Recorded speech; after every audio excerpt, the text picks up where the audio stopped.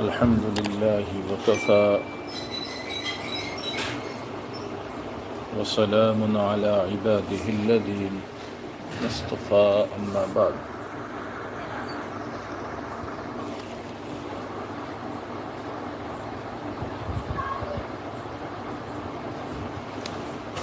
أعوذ بالله من الشيطان الرجيم. بسم الله الرحمن الرحيم.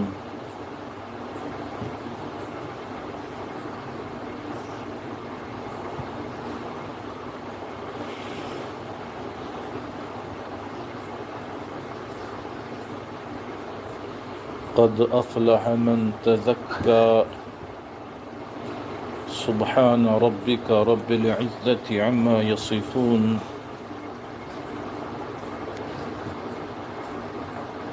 وسلام على المرسلين والحمد لله رب العالمين. اللهم صل على سيدنا محمد وعلى آل سيدنا محمد وبارك وسلم. اللهم صل على سيدنا محمد وعلى آل سيدنا محمد وبارك وسلم. اللهم صل على سيدنا محمد وعلى آل سيدنا محمد وبارك وسلم.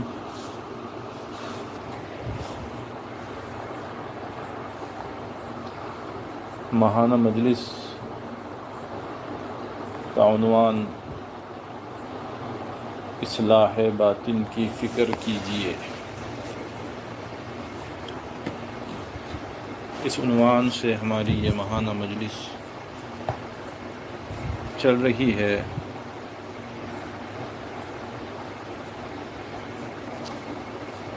جس میں غالباً پچھلی دو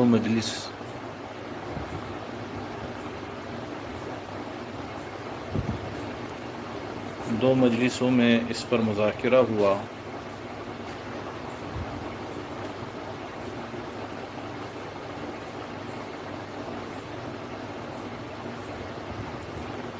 من کے صفائی سے متعلق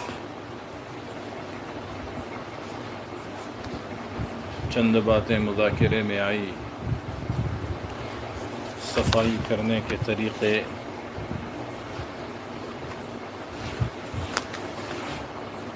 بھی بتائے گئے.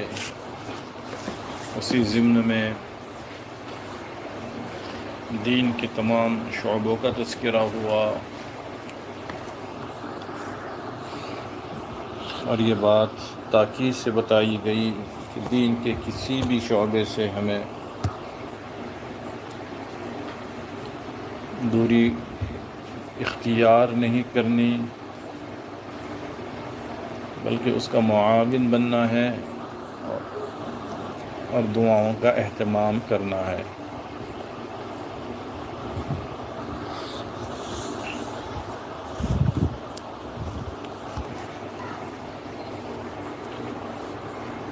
آج کی اس مجلس میں کچھ آگے چلتے ہیں.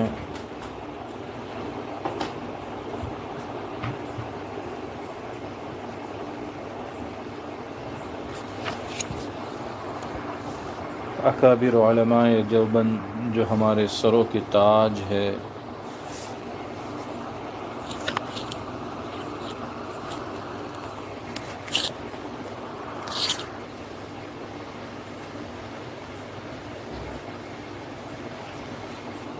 ان کا تذکرہ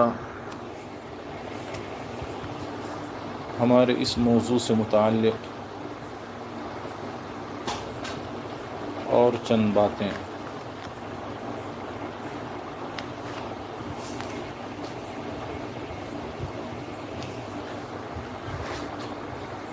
اکابر علماء دیوبند کی زندگیوں کو دیکھیں.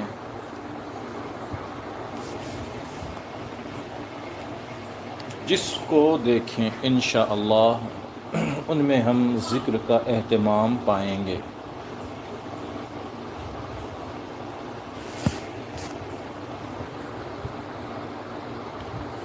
جو لوگ دیوبند جاتے آتے ہیں یا گئے ہوئے ہیں تو انہوں نے ضرور دیکھا ہوگا اور جانے والے دیکھیں گے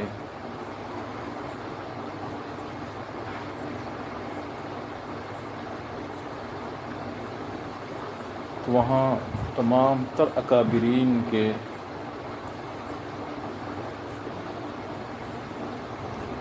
کمروں کو ہم الگ الگ پاتے ہیں جو ان کے ذکر کے لیے مختص تھے۔ میاں عابد حسین رحمۃ اللہ علیہ کا کمرہ علیحدہ، حضرت حاجی صاحب رحمۃ اللہ علیہ کا کمرہ علیحدہ، قاسم العلوم والخیرات حضرت مولانا قاسم نانوتوی رحمۃ اللہ علیہ کا کمرہ علیحدہ۔ دیکھنے والا پوچھتا ہے یہ چھوٹے چھوٹے کمرے الگ الگ کیوں بنے ہوئے ہیں؟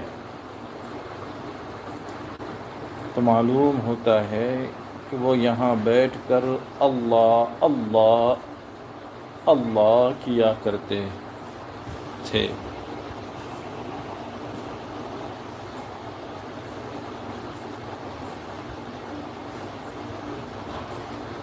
جی، ان جگہوں پر بیٹھ کر وہ اللہ اللہ اللہ کیا کرتے تھے۔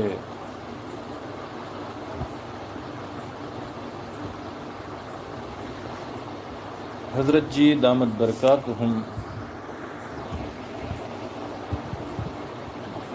فرماتے ہیں کہ یہ عاجز تھانہ بھون حاضر ہوا، تھانہ بھون کے سجادہ نشین اور محتمم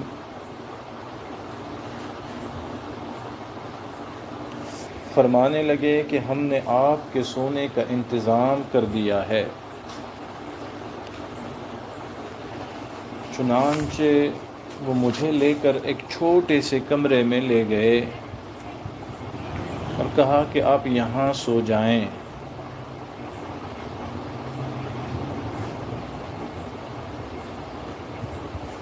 اور مجھ سے کہنے لگے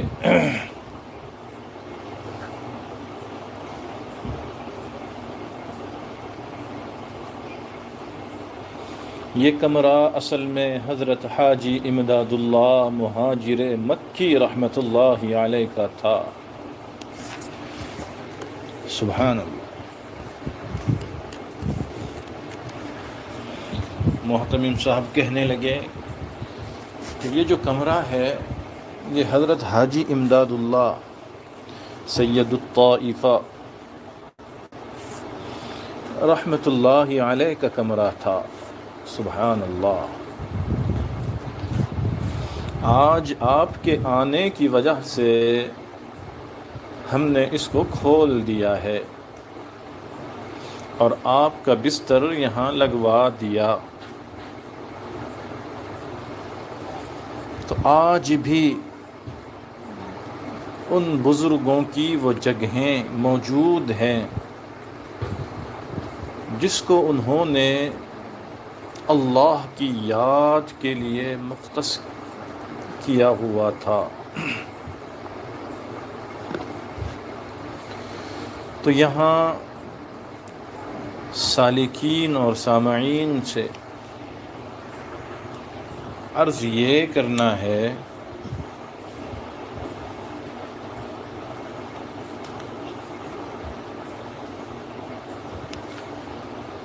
اگر ان اکابرین کو خلوت کی ضرورت پڑتی تھی تو کیا آج کے ہم طالب علموں کو، ہم سالکین کو اس کی ضرورت نہیں ہے؟ سنیں ذرا، پھر سے سنیں۔ آپ جس کو دیکھے اکابرین اہل اللہ میں، انہوں نے اپنے ذکر کی نشستیں طے کر رکھی تھی، ان کی جگہیں تھی۔ خانقاہ میں آج بھی جائیں، چھتہ مسجد دیوبند میں، تو ساری چیزیں نظر آئے گی۔ تھانہ بھون حاضری دیں، گنگوہ جائیں، آج بھی وہ یادیں باقی ہے۔ اپنے دل کو مخاطب کر کے سنیں، میں اپنے دل کو مخاطب کر کے کہہ رہا ہوں، آپ اپنے دل کو مخاطب کر کے سنیں۔ اور اللہ کے بندو اپنے دل کو مخاطب کر کے سنیں کہ جب ان اللہ والوں کو خلوت کی ضرورت ہوتی تھی، تنہائی، یکسوئی کی ضرورت ہوتی تھی،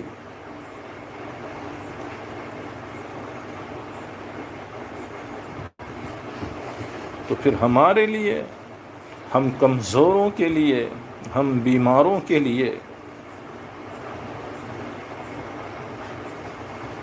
ہم سالکین کے لیے اس کی ضرورت نہیں ہے؟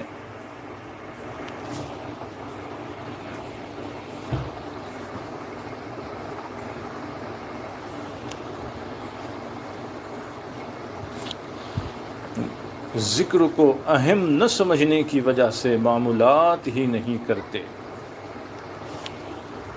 سالکین نے اس کی اہمیت کو سمجھا ہی نہیں، اور اہمیت نہ ہونے کی وجہ سے معمولات ہوتے نہیں ہیں، کرتے نہیں ہیں۔ اکثر سالکین سے پوچھیں کہ مراقبہ کرتے ہیں، کہتے ہیں کہ جی وقت ہی نہیں ملتا، جی نہیں ہو پا رہا ہے۔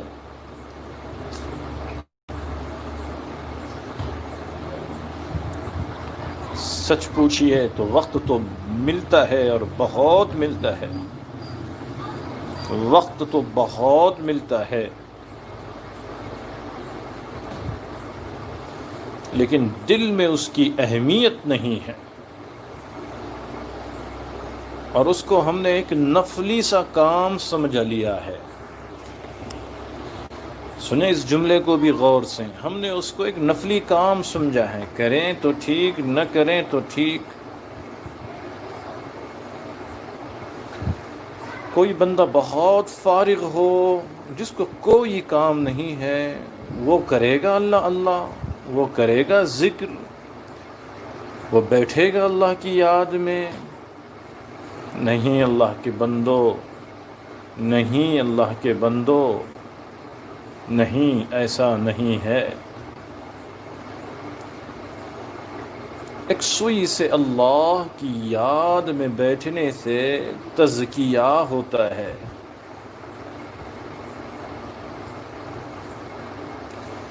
اور تزکیے کی اہمیت پر بنیاد رکھ کر اس کی اہمیت کو سمجھنے کی کوشش کرنی چاہیے۔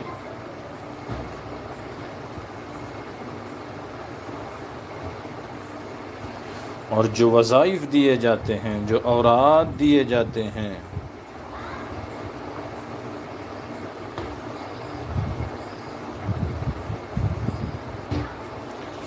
جو معمولات بتائے جاتے ہیں،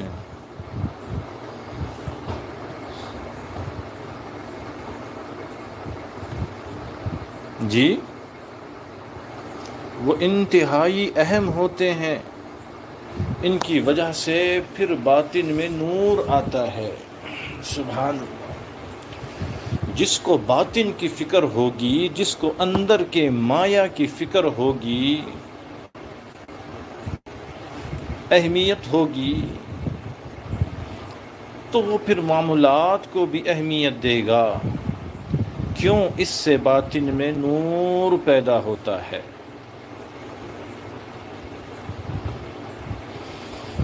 اور یاد رکھیں، اگر یہ اوراد و وظائف نہ کیے جائیں تو تکبر سے جان چھڑانا بہت مشکل ہوتا ہے۔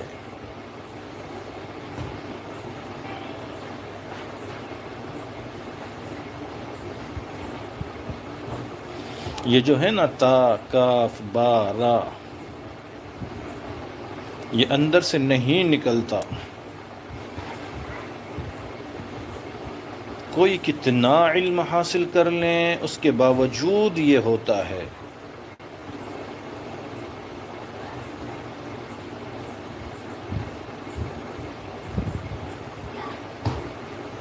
قرآن خود کہتا ہے سأصرف عن آیاتی الذین یتکبرون فی الارض بغیر الحق،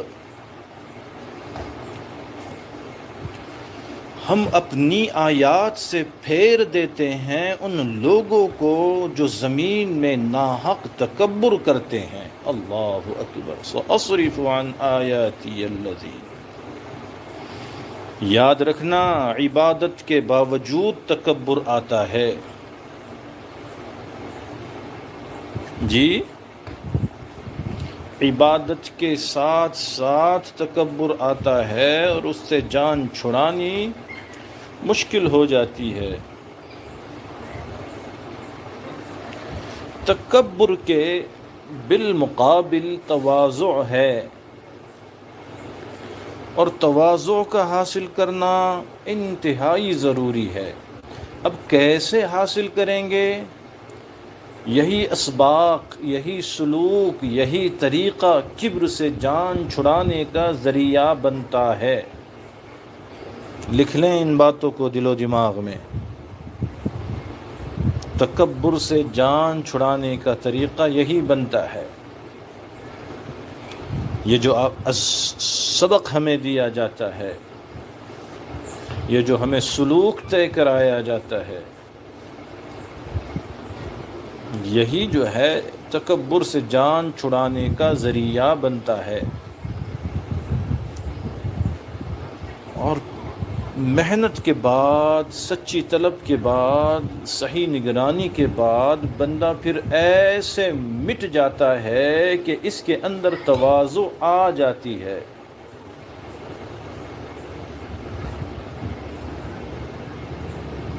جیسے مولانا قاسم نانوتوی رحمۃ اللہ علیہ کے اندر تواضع آ گئی، کتنی مثالیں ملے گی۔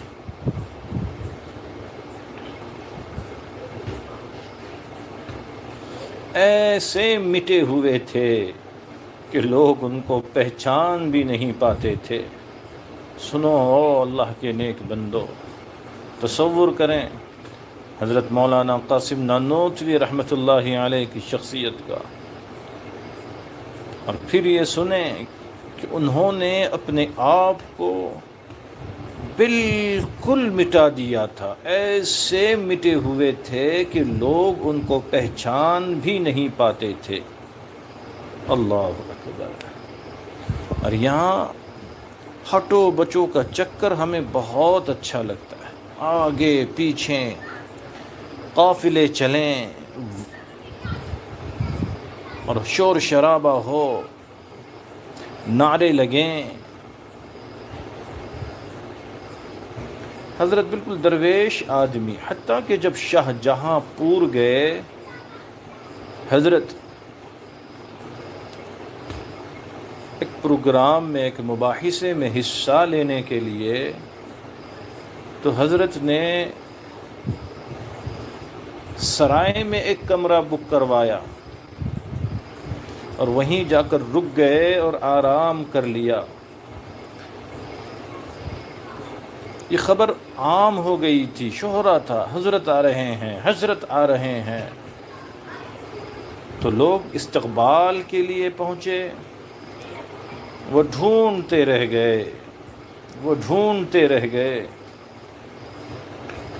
وہ ڈھونڈتے ڈھونڈتے سرائے پہنچے تو دیکھا کہ حضرت تو یہاں سرائے کے ایک کمرے میں آرام کر رہے ہیں۔ ایک شاگرد نے کہا، حضرت ہم تو آپ کے استقبال کے لیے اسٹیشن پر پہنچے ہوئے تھے۔ فرمایا اسی لیے تو میں آیا ہی نہیں کہ میں استقبال کے قابل ہی نہیں ہوں۔ اللہ اکبر، کون کہہ رہا ہے؟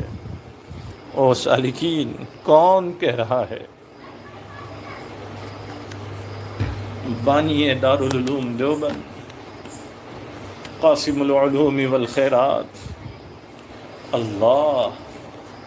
اللہ کا وہ مقبول بندہ۔ اللہ اکبر، کیا کہہ رہے ہیں؟ میں استقبال کے لائق نہیں، استقبال کے قابل نہیں۔ پھر اس کے بعد ایک عجیب بات کہی، سنیں سنیں، ذرا اپنے آپ کو بدلنے اور مٹانے کی نیت سے سنیں۔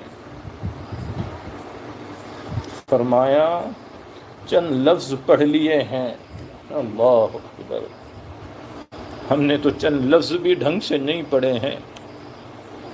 حضرت کہتے ہیں چند لفظ پڑھ لیے ہیں، دنیا پہچان گئی، ورنہ تو قاسم اپنے آپ کو اس طرح مٹاتا کہ کسی کو پتہ ہی نہیں چلتا کہ دنیا میں کوئی قاسم بھی ہے۔ اللہ اکبر، اللہ اکبر، اللہ اکبر۔ اللہ ہمیں ان علماء کے تواضع کا کوئی ذرہ ہمیں نصیب فرمائے، اللہ کوئی ذرہ ہم گنہگاروں کو نصیب فرمائے۔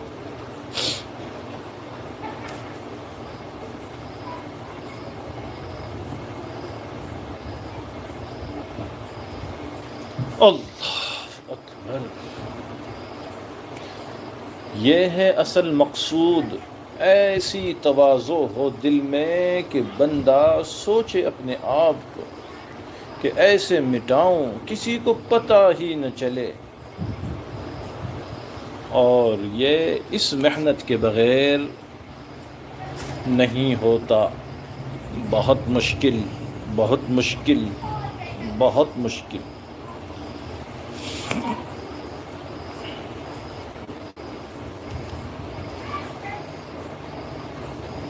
سنیں حضرت خیر محمد جالندھری رحمۃ اللہ علیہ، خیر المدارس کے بانی،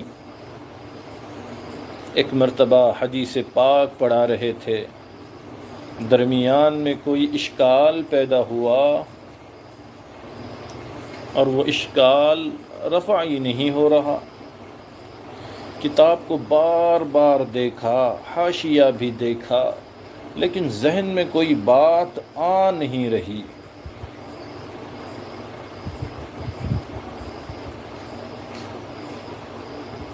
وہ کھرے لوگ تھے، وہ سچے لوگ تھے، وہ مٹے ہوئے لوگ تھے، انہوں نے شاگردوں کو بھی الفاظ بتا دیے کہ میں یہ پڑھ رہا تھا تو یہ اشکال وارد ہوا ہے اور مجھے جواب نہیں آ رہا ہے، میرے لیے یہ جملے کہہ دینا بہت آسان، میرے لیے یہ جملے کہہ دینا بہت آسان۔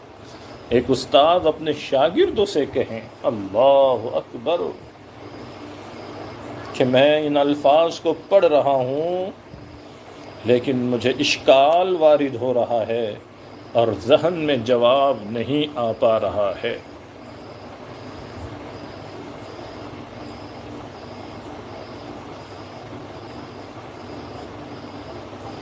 شاگردوں نے بھی اس پر کچھ دیر سوچا، جب بات نہیں بنی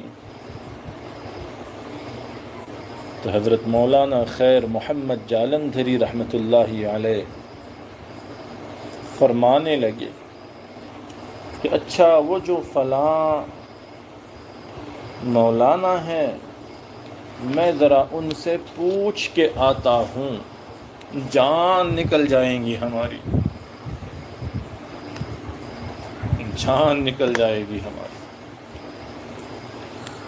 ہم تو گول مار جائیں گے اسی جگہ پر۔ لیکن کتنے صاف دل تھے یہ لوگ، کتنے مٹے ہوئے تھے یہ لوگ، کہہ رہے ہیں کہ میں فلاں مولانا سے پوچھ کے آتا ہوں، اور جن کے پاس پوچھنے کے لیے جا رہے ہیں وہ بھی ان کے شاگرد تھے، حدیث کی کتابیں انہوں نے مولانا ہی سے پڑھی تھی،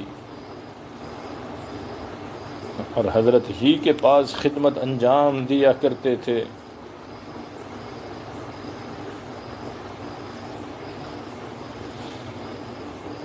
بخاری شریف اٹھائی، پوچھنے کے لیے چل دیے،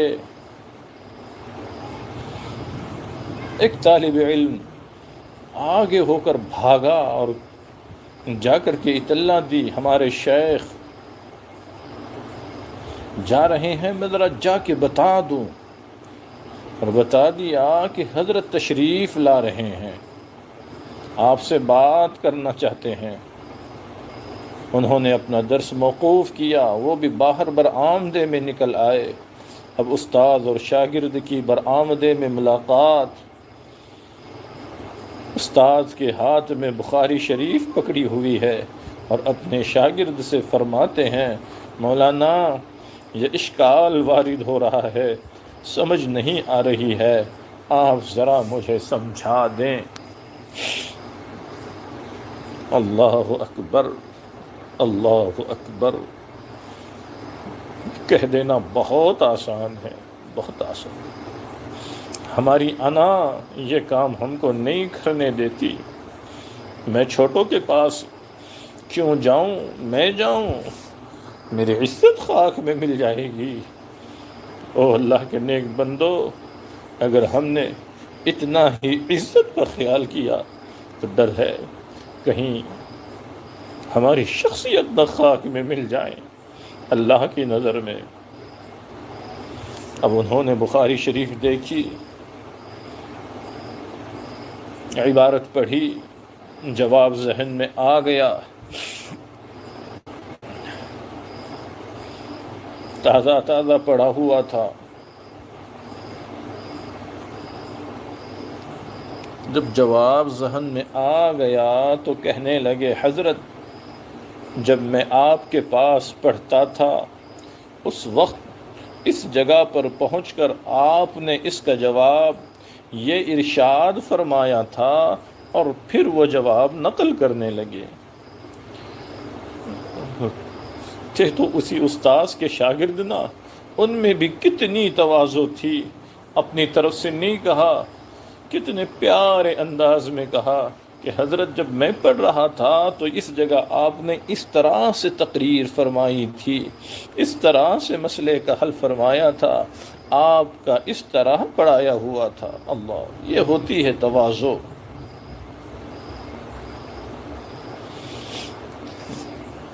اور ہم ہوتے اور 10 کو بلا لیتے کسی بہانے سے، دیکھیں استاذ کو بھی میں بتا رہا ہوں، جواب بند نہیں پڑا، جواب مجھ سے لے رہے ہیں۔ اب یہ تواضع ہمارے اندر کیسے آئیں؟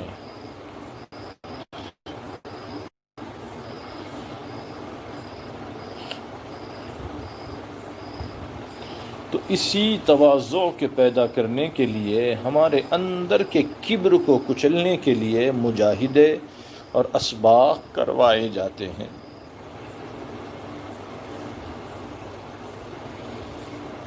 اور سالکین انہی اسباق اور معاملات میں بہت کمزور ہو رہے ہیں۔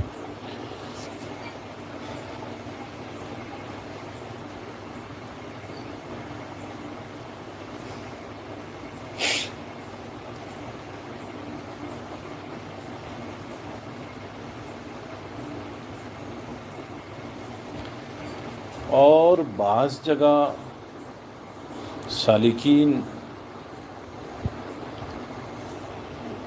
دیے ہوئے اسباق میں صلاحیت بگارتے ہوئے پوچھتے ہیں کہ یہ پہلا سبق، یہ دوسرا سبق، اور یہ وظیفہ، اور یہ ورد، اور یہ معمولات حدیث سے دکھاؤ۔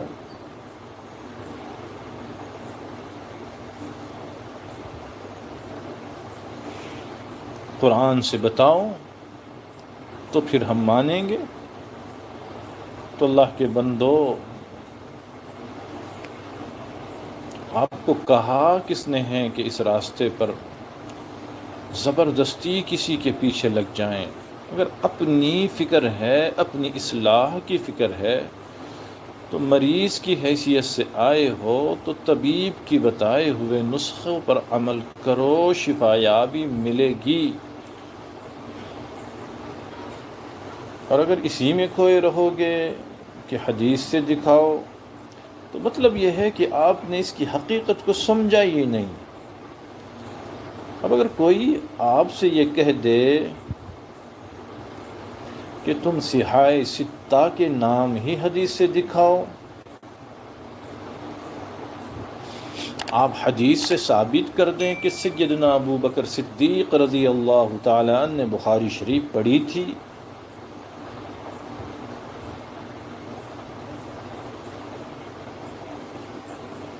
تو کیا جواب بنے گا؟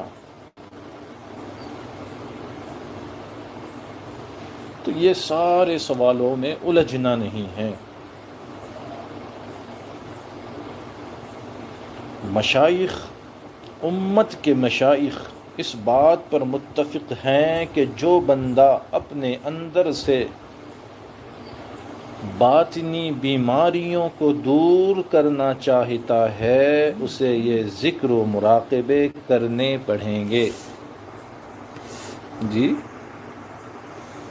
سنیں بہت صاف صاف، جو بندہ اپنے اندر سے باطنی بیماریوں کا خاتمہ چاہتا ہے تو اس کے لیے یہ اسباق کرنے پڑیں گے، ذکر کرنا پڑے گا، مراقبے کرنے پڑیں گے. مشائخ فرماتے ہیں نا، من لا ورد لہ لا وارد لہ. جی جو بندہ ورد نہیں کرے گا تو اس پر کچھ وارد بھی نہیں ہوگا. دو جملوں میں بہت بڑی بات کہی. من لا ورد لہ لا وارد لہ، جو بندہ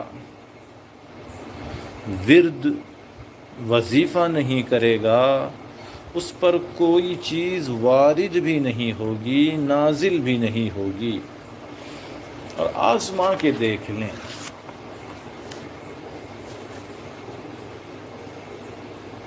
اگر کرے گا تو محبت الہی میں ترقی محسوس ہوگی.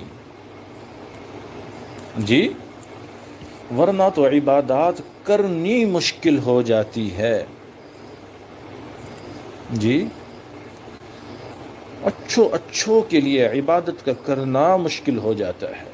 خود کہتے ہیں دعاؤں کو دل نہیں چاہ رہا، نماز پڑھنے کو دل نہیں چاہ رہا، تلاوت کو طبیعت ہی نہیں چاہتی. وجہ یہی ہے کہ محبت الہی میں بہت کمی آئی ہے، اور اس کو بڑھانے کا طریقہ، اصلاح باطن کا طریقہ یہ دیے ہوئے نسخے ہیں جو معمولات کی شکل میں آپ کو دیے گئے ہیں.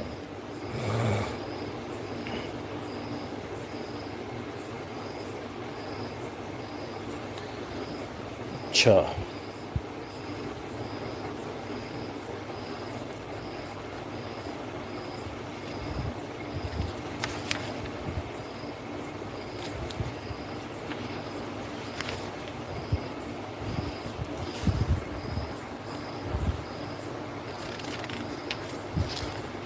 اور اس کی ضرورت سب کو یکساں ہے، پڑھے لکھوں کو بھی ہے، کم پڑھے لکھوں کو بھی ہے، اہل علم کے لیے بھی ہے، تاجروں کے لیے بھی ہے، سب کے لیے یکساں.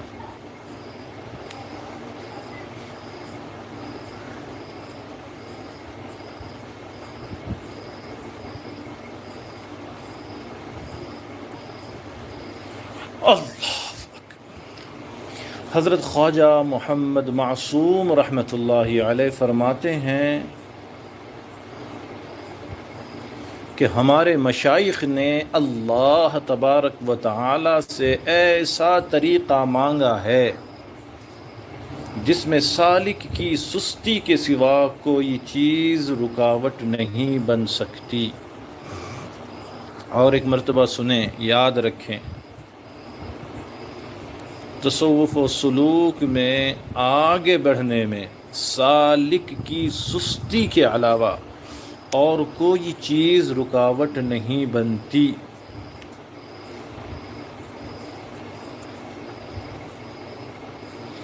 کہتے ہیں کہ یہ موٹر وے ہے، بھاگتے چلے چلو، بھاگتے چلے چلو، لیکن ایک بندہ مراقبہ اور ذکر ہی نہ کرے تو وہ تو ایسا ہی ہے جیسے مریض دوائی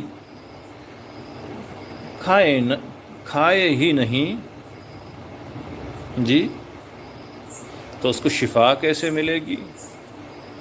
دیکھیے شفا نہیں ہو رہی ہے، نسخے لے رہے ہیں کہ جی نہیں، دوائی کھا رہے ہو کہ جی نہیں، شکایت کر رہے ہو کہ جی ہاں، کچھ تبدیلی محسوس نہیں ہو رہی ہے، جی حضرت کچھ چینجز نہیں لگ رہا ہے، کیفیت جو کا تو ہے، اچھا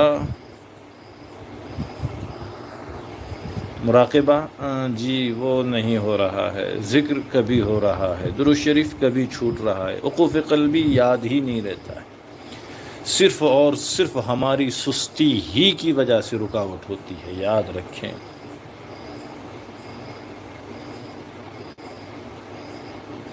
اس کے لیے یہ جو روزانہ کے اوراد و وظائف ہیں یہ انتہائی ضروری ہیں، ان کو کھانے پینے سے زیادہ ضروری سمجھیں۔ کھانا جسم کی ضرورت ہے اور یہ اوراد و وظائف روح کی ضرورت ہے جی، کھانا یہ جسم کی ضرورت ہے اور معمولات یہ روح کی ضرورت ہے۔ کھانے پینے میں بہت کوتاہی ہوئی، بہت غفلت ہوئی تو کیا ہوگا؟ ہم موت کے منہ میں چلے جائیں گے، اور اگر روحانی اعمال میں کوتاہی ہوئی تو یاد رکھنا ہم جہنم کے منہ میں چلے جائیں۔ پوچھئے دل سے کون سا سودا سستا ہے؟ موت کے منہ میں جا کر بھی جنت الفردوس نصیب ہو جانا یہ سودا بہتر ہے کہ اللہ کی یاد چھوڑ کر جہنم کے منہ میں چلے جانا، یہ سودا بہتر ہے۔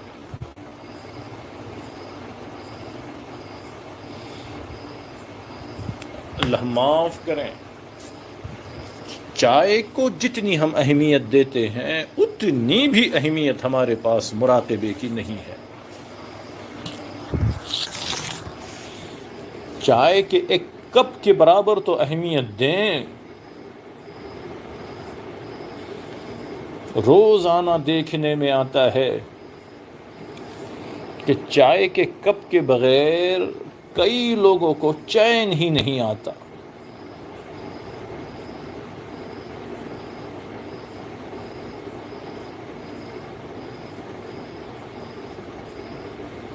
اللہ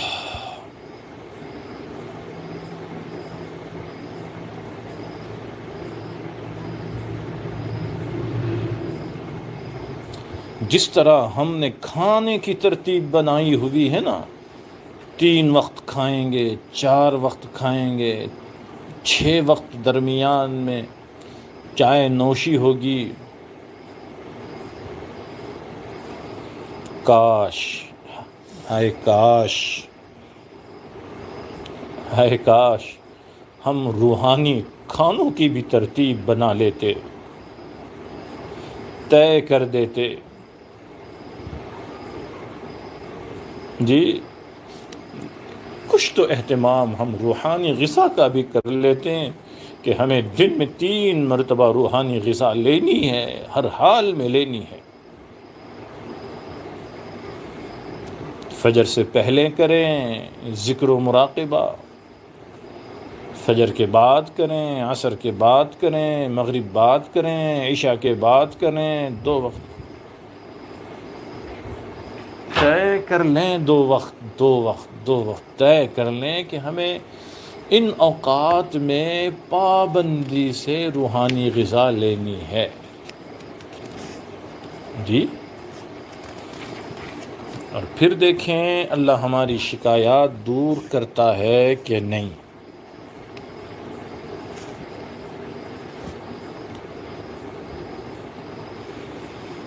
ذرا آموختہ کر لیں تھوڑی دیر۔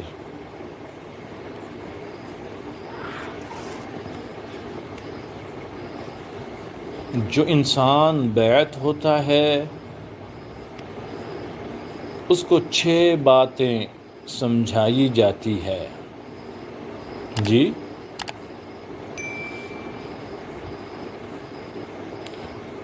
استغفار، درود شریف،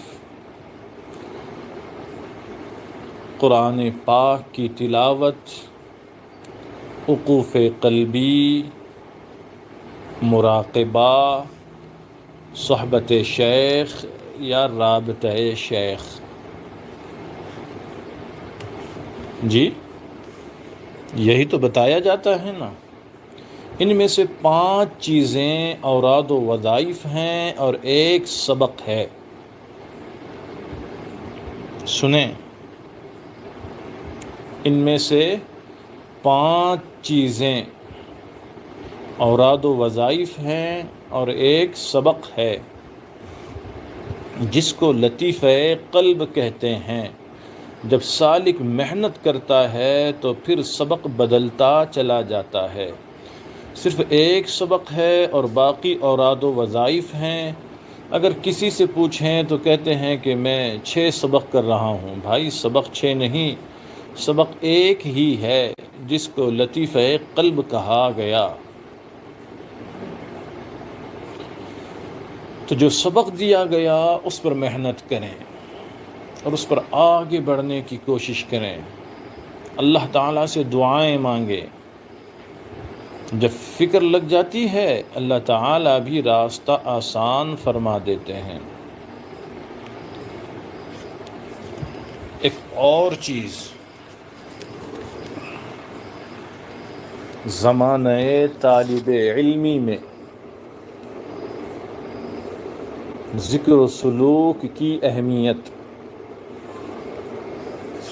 بہت سارے ذہنوں میں بہت ساری باتیں ہیں، بہت سارے ذہنوں میں بہت ساری باتیں ہیں. طلباء اس طرف متوجہ رہیں. پہلے ایک وقت تھا مدرسے کے طلباء کو ذکر نہیں سکھایا جاتا تھا، بیعت کی ترغیب نہیں دی جاتی تھی، اس لیے کہ ابھی ان کو ایک سوئی سے علم حاصل کرنا ہے اور مشائخ خود ان کے ایک سوئی میں کوئی کمی پسند نہیں کرتے ہیں. وہ خود چاہتے ہیں کہ یہ اپنے مقصود پر جمے رہیں، پوری جمعیت کے ساتھ علم کو حاصل کرتے رہیں. اور پہلے زمانے میں ان کو ذکر بھی نہیں بتایا جاتا تھا. لیکن یاد رکھنا آج کے دور کا معاملہ بالکل الگ ہے، اس سے بہت مختلف ہے. آج کا دور سوشل میڈیا کا دور، آج کا دور فتنے کا دور، آج کا دور فساد کا دور، آج کا دور گناہوں کا دور، آج کا دور مادیت کا دور. آج کے دور میں طالب علم کو علم کے سوا باقی تمام چیزیں پڑھنے سے محبت ہوتی ہے.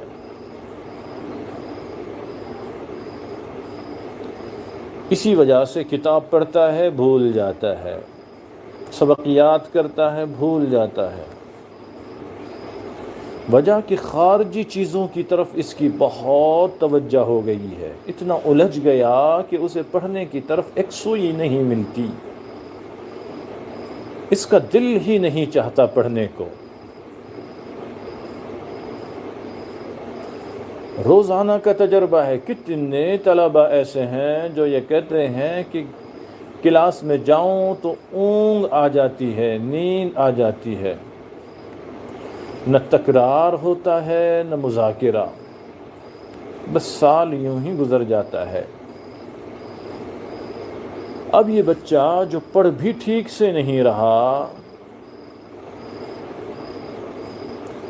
اگر اس کے بارے میں کہیں کہ اس کو بیعت کر لیں تو یہ بڑی بات نہیں ہے، اس کو بیعت کرنا چاہیے، اس کو ذکر بتانا چاہیے تاکہ محبت الہی بڑھے، جی تاکہ محبت الہی بڑھے اور اس کا علم کی طرف پہلے کے بنسبت زیادہ رجوع ہو جائے۔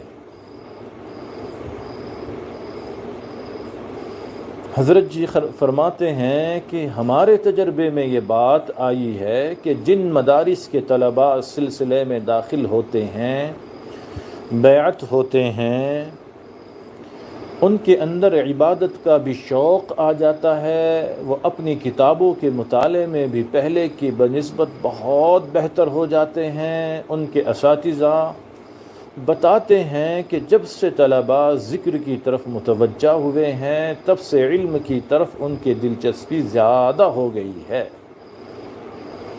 تو اب یہ جو بیعت کا عمل ہے یہ علم میں رکاوٹ نہیں بلکہ علم کے لیے معاون بن گیا۔ سوچ بدلنی چاہیے۔ آج بھی کتنے ایسے احباب ملیں گے جو ان معمولات کو علم میں رکاوٹ تصور کرتے ہیں، جبکہ تجربہ یہی ہے کہ وہ علم کا معاون بن جاتا ہے۔ جس نے بیعت کی اب وہ نگاہیں بھی بچائے گا۔ اللہ اکبر۔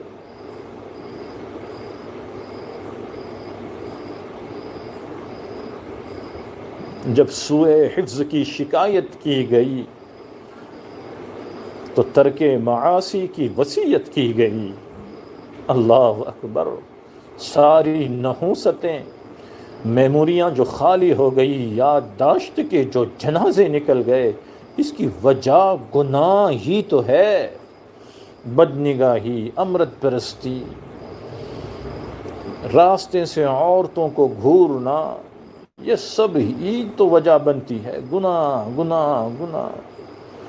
اب جو بندہ بیعت ہوگا، جو طالب علم، وہ نگرانی میں آ جاتا ہے اور اللہ ایسی مہربانی کرتے ہیں وہ نگاہیں بچا لیتا ہے، جھوٹ سے بھی بچ جاتا ہے، مخلوق کے ساتھ نفسانی تعلقات سے بھی اپنے آپ کو بچا لیتا ہے۔ ذکر کے برکت سے علم میں ترقی بہت جلد ہو جاتی ہے، تیز ہو جاتی ہے۔ ہمارے مشائخ آج کے دور میں طلباء کو بھی بیعت کر لیتے ہیں، جی، چونکہ پہلے دور کے طلباء میں گناہوں کا تو تصور بھی نہیں ہوتا تھا، اور آج الامان الحفیظ۔ اس لیے طلباء کو بھی اس طرف متوجہ ہونا چاہیے، کروانا چاہیے۔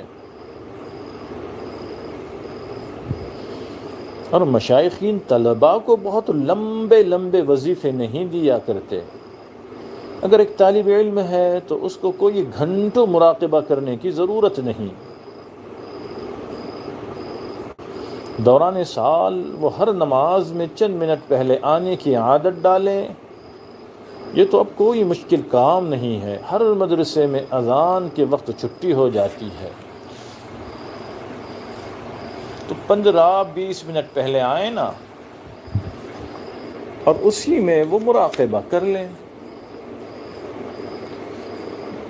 کچھ دیر کھیل کود کو کم کریں، وضو کر کے مسجد پہنچ جائیں، سنتیں بھی ادا کر لیں، اور سنتوں اور فرائض کے درمیان 5 منٹ، 7 منٹ، 10 منٹ جو چند منٹ ہیں، اگر طالب علم اس میں بیٹھ کر مراقبہ کرے گا تو اللہ تعالیٰ اس کے من کو روشن فرما دیں گے۔ سبحان اللہ۔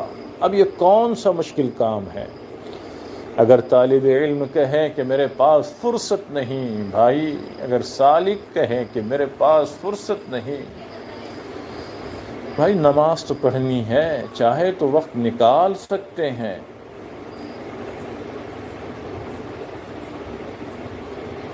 ہوتا کیا ہے کہ اذانیں ہوتی ہیں اور ہم وقت بیکار صرف کرتے ہیں، مسجد میں آ گئے، جہاں تہاں، یہاں کھڑے وہاں پڑھیں، اور گھڑی دیکھتے رہتے ہیں، ابھی 1 منٹ باقی ہے، ابھی آدھا منٹ باقی ہے، تو یہ جوتوں اور چپلوں اور گیٹ میں کھڑے ہو کر 15 منٹ گزار دیتے ہیں اور گھڑی ہی دیکھتے رہتے ہیں، تو کیا یہ وقت ضائع نہیں ہوا؟ اس وقت کو ضائع کرنے کے بجائے اس قیمتی بنا لیں، اس وقت کو کوشش یہ کریں کہ اس وقت میں تلاوت کروں یا مراقبہ کروں، مراقبہ بھی ہو جائے گا۔ اور سالکین یہ بتائیں کہ اگر 100 مرتبہ درود شریف پڑھنا ہو تو کتنا وقت لگے گا؟ جی،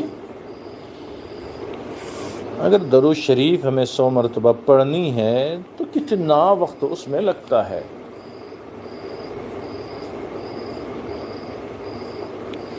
زیادہ سے زیادہ 10 منٹ لگ جائیں گے۔ جی، زیادہ سے زیادہ 10 منٹ، اور بھی کوئی بہت کم رفتار والا ہے تو 15 سے 20 منٹ، اس سے زیادہ تو اور وقت اس میں نہیں لگتا۔ تو سنتوں اور فرضوں کے درمیان ایک تسبیح آرام سے پڑھ سکتے ہیں۔ لکھیں، یہ بات بار بار سمجھائی جائے، بتائی جائے، لکھیں۔ آج کتنی تکلیف کی بات ہے اللہ کے بندو۔ جی، سالکین غائب رہتے ہیں، دیکھیے آج بھی کتنی تعداد ہے سننے والوں کی، پھر یہ ساری باتیں کب تک بار بار بتائی جائے، ریپیٹ کی جائے، دہرائی جائے۔ سنتوں اور فرضوں کے درمیان ایک تسبیح آرام سے پڑھ سکتے ہیں، اور اسپیڈ صحیح سلامت ہو تو 5 سے 7 منٹ میں پڑھ لیتے ہیں۔ وقت بھی ہوتا ہے، کر بھی سکتے ہیں، مگر نفس بہانے بنا رہا ہوتا ہے۔ جی، نفس بہانے بنا رہا ہوتا ہے، سارا مسئلہ یہاں ہے۔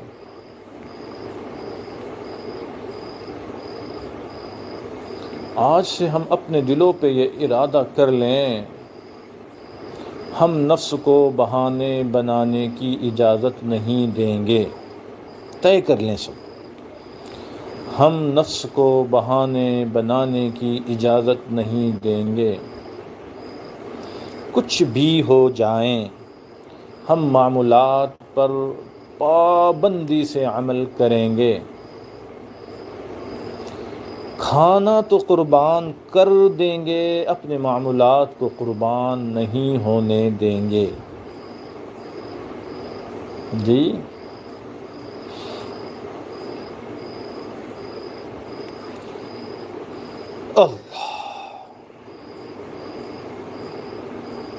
اگر اپنے یہ معمولات باقاعدگی سے شروع کر دیں گے نا تو یقیناً اس دوائی کا اثر آپ دیکھیں گے، یقیناً دیکھیں گے۔ جیسے بندے کو 2 ضرب 2 4 کا پکا 2 ضرب 2 4 کا پکا یقین ہوتا ہے، اس عاجز کو حضرت جی فرما رہے ہیں، اس عاجز کو ایسے ہی پکا یقین ہے کہ یہ اسباق ہیں، جو بندہ بھی ان کو شروع کرے گا اس کے من کی حالت ضرور بدلے گی، اس کے دل کی حالت ضرور بدلے گی۔ یہ ہو ہی نہیں سکتا کہ تبدیلی نہ آئے، ممکن ہی نہیں ہے۔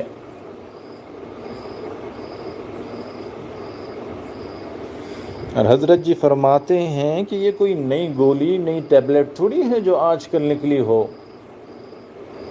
اور ٹیسٹ ہو رہی ہو۔ کروڑوں لوگوں نے اس کو استعمال کیا اور شفا پائی، سبحان اللہ۔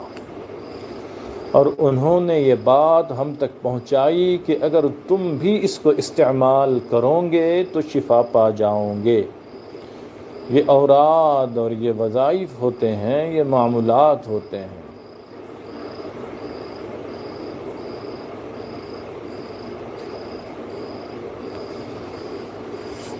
تو ہم اپنے نفس کے چالوں میں نہ آئیں، نہ پھنسیں، نفس کی مکاریوں کو سمجھیں اور اس کا مقابلہ کریں۔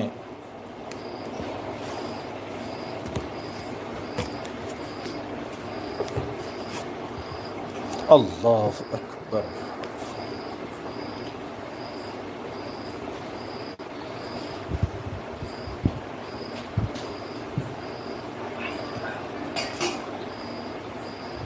سب مل کر یہ طے کر لیں کہ انشاءاللہ خود بھی معمولات کریں گے اور جتنے سالکین کو جانتے ہیں سب کو ترغیب بھی دیں گے، یاد دہانی بھی کرائیں گے انشاءاللہ۔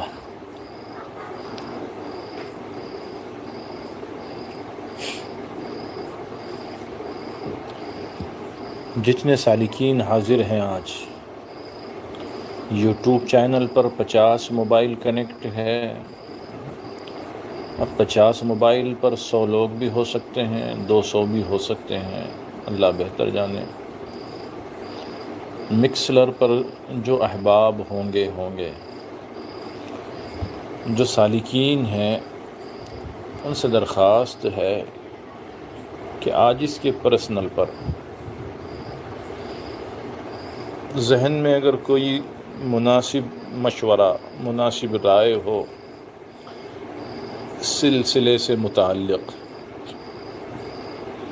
کہ کس طرح سے اس کو منظم کیا جائے، جو سالکین ہیں وہ کس طرح سے مضبوط رابطے میں آ جائیں، مجلس کی حاضری ایک ایک کی یقینی ہو، اس کے لیے کیا شکل اختیار کرنی بہتر ہے، کیا لاہے عمل بنایا جائیں، اس کے لیے کون کیا محنت کر سکتا ہے، سلسلے کے لیے کیا قربانی کون دے سکتا ہے، جس کی وجہ سے سلسلے میں مضبوطی آئے اور زیادہ سے زیادہ سالکین مستفید ہو سکیں۔ پرسنل پر وہ رائے بھی دے۔ جتنے لوگوں نے دعاؤں کی درخواستیں کی ہے، اللہ ان کی جائز مرادوں کو پورا فرمائیں، جائز تمناؤں کو پورا فرمائیں، بیماروں کو شفا نصیب فرمائیں۔ عاجز کلمات پڑھا دیتا ہے،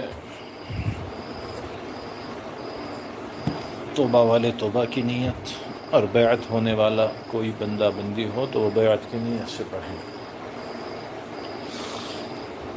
اور اس کے بعد انفرادی دعا مانگیں اور پھر مجلس کو ختم فرمائیں۔ ویسے ارادہ تو تھا کہ آج ختم خواجگان اور مراقبہ دونوں بھی کریں گے، لیکن وہی ہوتا ہے جو منظور خدا ہوتا ہے۔ اللہ جانے طبیعت چل نہیں پا رہی ہے، حلق میں خشکی ہو رہی ہے، بولنے میں سہولت نہیں ہو پا رہی۔ پہلے یہ نیت کر لیں کہ میں اپنی پچھلی زندگی سے سچی پکی توبہ کرتا ہوں اور آئندہ ساری زندگی نیکی اور تقوی پر گزاروں گا انشاءاللہ۔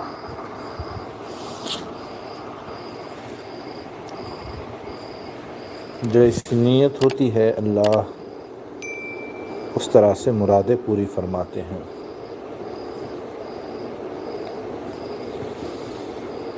الحمد للہ وکفی وسلام علی الذین اصطفیٰ۔ پڑھیے بسم اللہ الرحمن الرحیم۔ لا الہ الا اللہ محمد رسول اللہ۔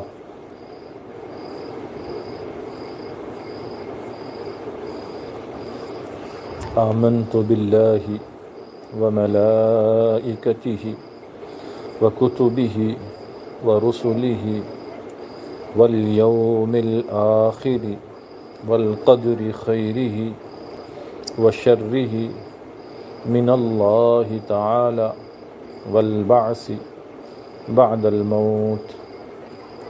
آمنت باللہ کما ہوا باسمائہ وصفاتہ وقبلت جميع أحكامه إقرارا باللسان وتصديق بالقلب أشهد أن لا إله إلا الله وأشهد أن محمدا عبده ورسوله أستغفر الله ربي من كل ذنب وأتوب إليه برحمتك یا ارحم الراحمین۔ اپنی اپنی دعائیں کریں، اس کے بعد مجلس ختم کریں۔ آج اس کے لیے بھی دعا کریں۔ جزاکم اللہ۔